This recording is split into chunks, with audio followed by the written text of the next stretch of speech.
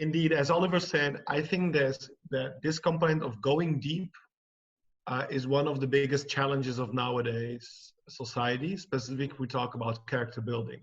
Um, the first thing I want to share with you is what do I mean with character? Because I think that is very important also to understand what I mean with going deep. So this definition that you can see here, character is the willingness to accept responsibility for one's own life, is a definition from a French-American writer, a woman called Joan Didion. And I really like it. I really like this definition. And why do I like this definition? Because this definition implies one thing, and it is that we have come on this earth, we are born, and life is given to us. We haven't decided to live. Life is given to us. And the thing is that life gives us opportunities. Life gives us maybe a mission, and we can decide what we want to do with it. So character, in the end, is about freedom and responsibility. You have the freedom to do what you want with your life. And in order to accomplish things that are meaningful, it is important that your freedom is focused on responsibility. Responsibility, as you know, or you may know, it comes from respondere, from answering. So something is given, something comes to you, and you try to answer to that in some way. And this thing of character, in the end, is about discovering, embracing, and pursuing ideals. Ideals, you can call them, if you want, also dreams. You can call them also life goals. I think all of you, you are all students and young professionals, so you're in a phase of your life that you actually maybe discovered already what are your ideals, or at least some very important, or maybe you're still searching for them. But this is super important. Why is this important? Because a person who doesn't live with clear ideals in his life, with life goals, takes the risk of living a life of mediocrity. That means that you just go with the flow. Right? You just go with what happens in your life without having a sense of direction. What at least in Western Europe is very normal, right? That a lot of people live with no sense of direction. They just go with the flow. Of course, they have ideals, because ideals, you can talk about ideals in the sense of the big ideal life, like what is the meaning of my life? But of course, you can also talk about ideals if you talk about friendship, if you talk about love, about work. So everybody in the end wants to have ideals. But the thing is, do we think enough about what are the ideals in my life? And another thing is, how can you actually determine if an ideal is more or less important? Because it's, in the end, it's also about prioritizing. What is more important, what is less important. So discovering these ideals, embracing them, that means freedom. I want to go for this ideal, not because somebody else imposed it to me, not because it was expected from my parents, but because I really want to embrace this ideal. And then putting the means, pursuing those ideals. So my thesis, as you could already, also more or less was announced for this talk, is that for all the important and beautiful things in life, we have to go deep. I have also a nice picture here. It's a very cliche one, but I think it's a very relevant one. That means ideals, ideals, of course, it depends on each person which kind of ideals he or she has. But the thing is, how can I know if an ideal is more or less worth it? This is a very important question. Because, for example, some people could think, well, the ideal of my professional career is so important that it is actually more important than other ideals. In terms of, if I have to choose, think about, for example, finding the love of your life, start raising up a family, your friends, your spiritual growth. There are all kinds of things, and you have to determine which ideals are more or less important. What is it what I want to find in marriage, and what do I want to find in career, and what is more important for me? For example, is it that I want to earn a lot of money? Is it the kind of social impact that I want to have? Is it that I want to have a nice environment that inspires me to grow personally? These are all open questions that only each one of us can answer personally after deep reflection. But I think that to determine if an ideal is worth it or not, there are several characteristics that we could apply to each one of them. And that has to do what in terms of what we have to do to achieve those ideals. We have to virtues, dedication, and focus. These are I think three very important elements. You could also integrate them even more if you want. But you could say, like, the more beautiful, the more true an ideal is, the more it is worth it. And how do I know it is true and it is beautiful? That depends also on the means that I have to put. So if it is a very easy ideal that doesn't demand any effort from my side, it doesn't demand for me to come outside myself and give myself to something, then you could already question yourself, is it worth it to live according to this ideal? Virtues. I think especially if you are joining this course, and if you have read the book of Oliver, for sure you know what virtues are. Virtues, these good habits, but not only good habits. Virtues is also a disposition. It's a disposition of your heart and soul towards something that tastes good, you know? It's not only about, for example, when we talk about work or career, it's not only about, I work a lot, so I'm virtuous. It's that you really enjoy and appreciate the good thing about working. You educate your heart in a way, living virtuously. Dedication. That means that I put all the means to achieve this ideal. And focus. And this is maybe the most challenging one, especially in nowadays society. Because focus implies, if I go for this ideal, I cannot get distracted by other things that could influence this ideal. If I want to work hard, for example, to achieve a job position that I really want to have, that means that I cannot get distracted by too much parties. I cannot get distracted by, I don't know, by sleeping too long, by watching too much Netflix, by hanging on too much with friends. You have to get order, right? So that you can prioritize, that you can focus, not getting distracted. And it's especially about this third component, focus, that I want to talk a little bit more about, because in the end, going deep has to do a lot, if not anything, with focus. So, I see that in my PowerPoints. This picture got along, but it doesn't matter. So, what is the challenge? The challenge to achieve your ideals, and also to achieve that focus and that going deep, is that your behavior is in accordance with your highest ideals. And this is very important, because as you can see already in the picture of the PowerPoint, you see there are several people on their smartphones, and maybe they have a very good reason to be on their smartphones. I have, of course, also smartphones, so it's not that I only think that this thing is terrible. But the whole thing is that what we sometimes maybe don't realize is that our behavior influences the way we think. The way we behave influences our perception of what we can achieve in life. So let me give you, for example, some examples. That is, when you are with friends and everybody looks a lot to their own smartphone, it actually changes your perception of the friendship that is going on and the way you feel in that friendship. And also, it influences the empathy you get with another person. But you could also, for example, a person who doesn't study or doesn't work and becomes lazy, it will also change his perception of what is the added value of work. Lazy people normally think that work is more of a punishment than something that can really brings you a sense of fulfillment. And that is because their behavior isn't in accordance with the work ethic. One last example, and actually this example I've seen it a lot around me. For example, in my student time, talking with people. That is that people, for example, who are a lot in what you call, at least here, open relationships. Like they don't commit themselves to one girl, one boy to have a serious relationship, a love relationship.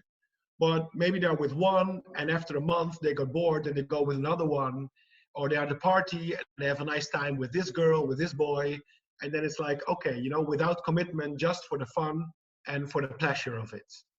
And when you talk with these people and you talk to them about what is love in your opinion, what is romantic love, you see that they are more cynical. They believe less in real love. And why is that? That is because their behavior, the way they behave in these terms, influences their perception of the ideal that they want to achieve. So I don't know if this sounds abstract or not. Maybe you have questions about it.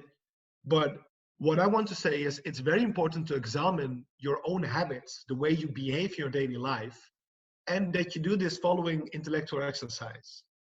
Okay, what are my ideals?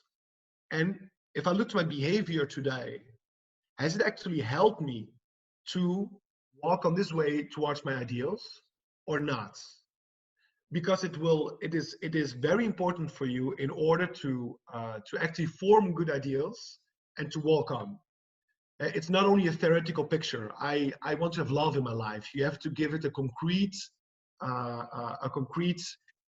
resolutions for daily life. So there is, as I said already, today there is a big challenge, and it is that we live even more in a distracted society. I think that the picture that you see on the PowerPoint is not strange for you.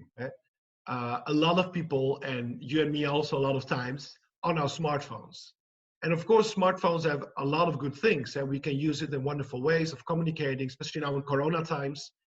At least for me, it was a wonderful way of still catching up with people. And actually, I am with you now on Zoom thanks to new technology. So I'm the last one who will condemn new technologies, okay? But at the same time, there is, in my opinion, a wrong principle, wrong thought. That is, people say smartphones and social media are not good or bad. They are neutral. Okay, maybe they're not good or bad, but they are not neutral. They are not, because they are made in such a way that they are made to distract you. And this is not a complot theory of Paul Graas.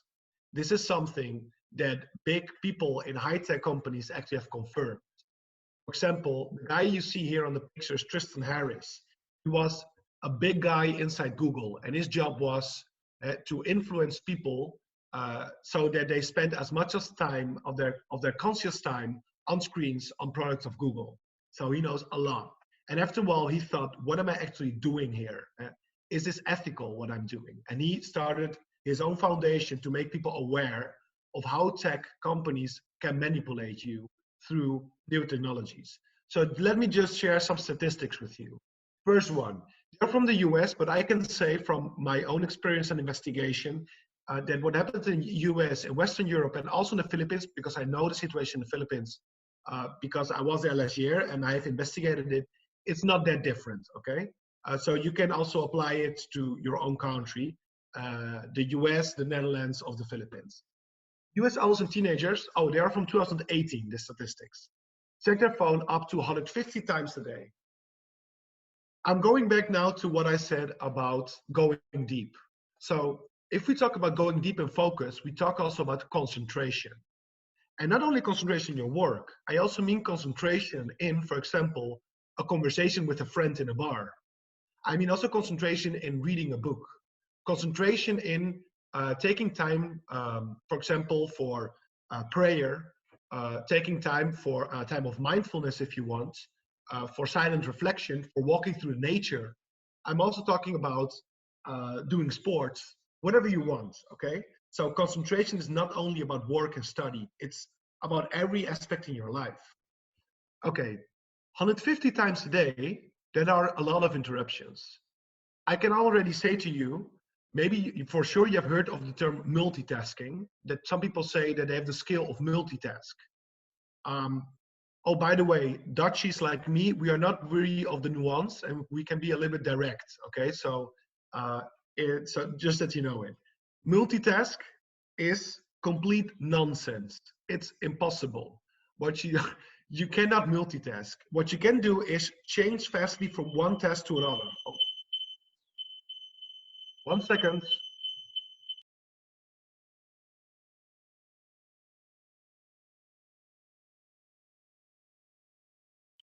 Sorry, there was an alarm in my house, but there was nothing happening, no fire, but it was just a random alarm.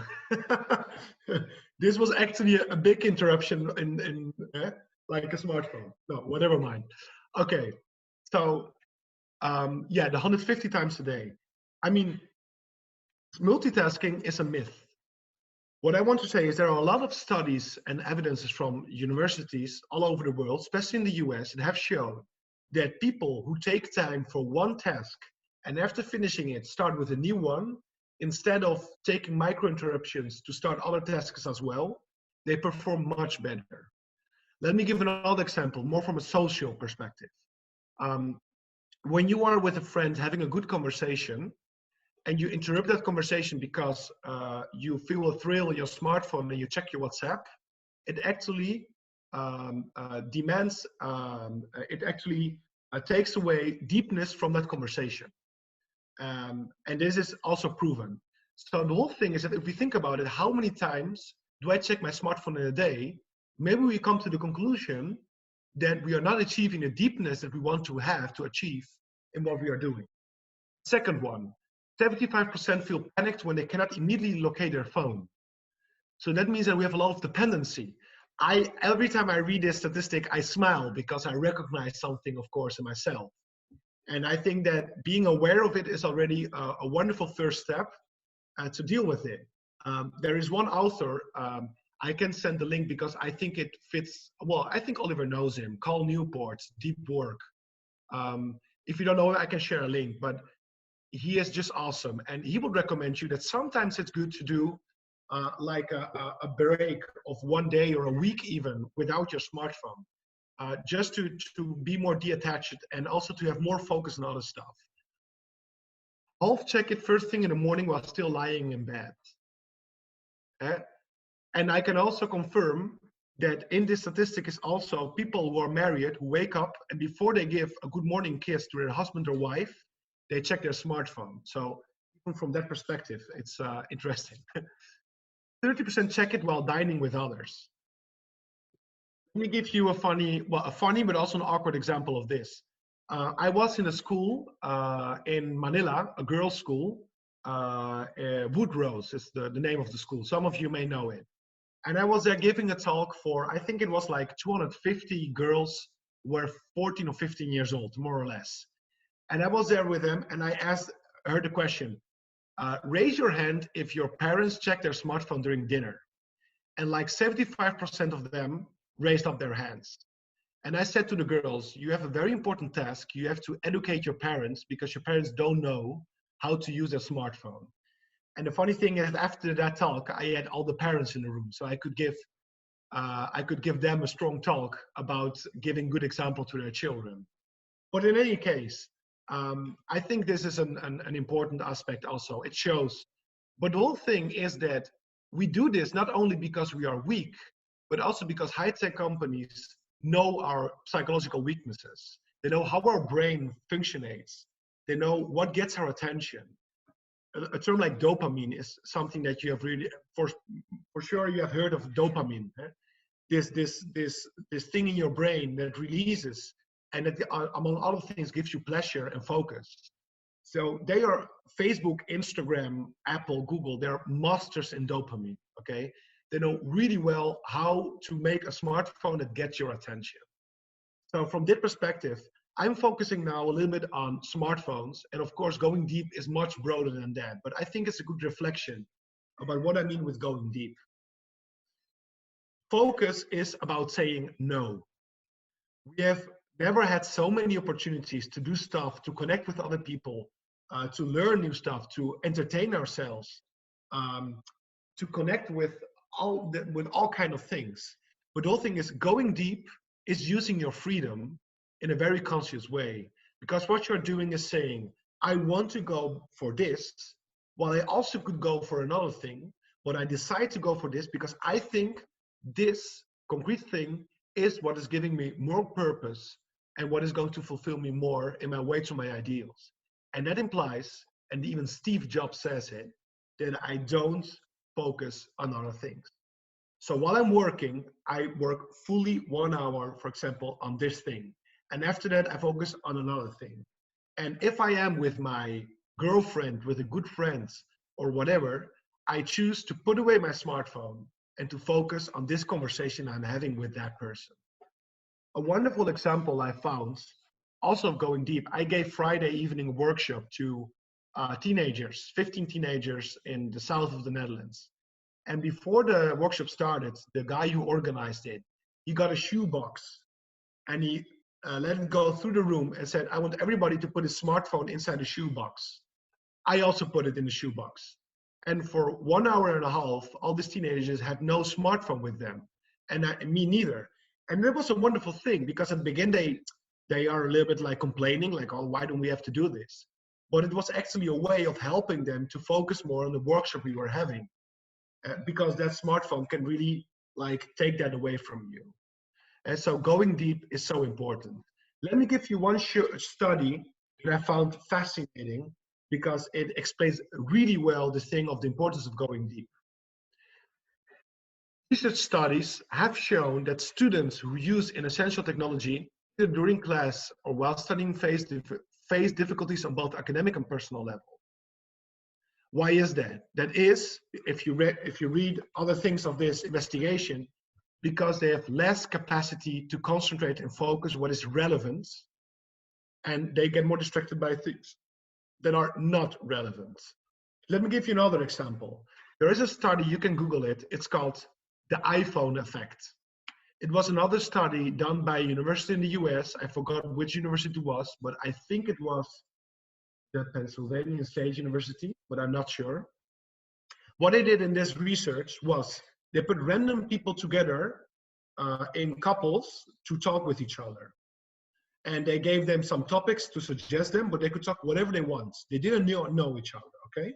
And they had to talk with a stranger for, I don't know, I think it was for an hour or something.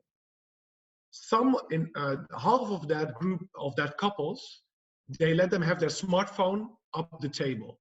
The other half of them couldn't have their smartphone with them. And what did the study show? The study showed that the people who had not their smartphone on the table showed more empathy than the people who had their smartphone on the table. They did the same study with people who already knew each other, okay? So imagine, for example, that instead of me and one of you, and I don't know you, that it will be me and Oliver talking with each other. And then the study showed that if Oliver and me, if we have our smartphones on the table, we show less empathy for each other.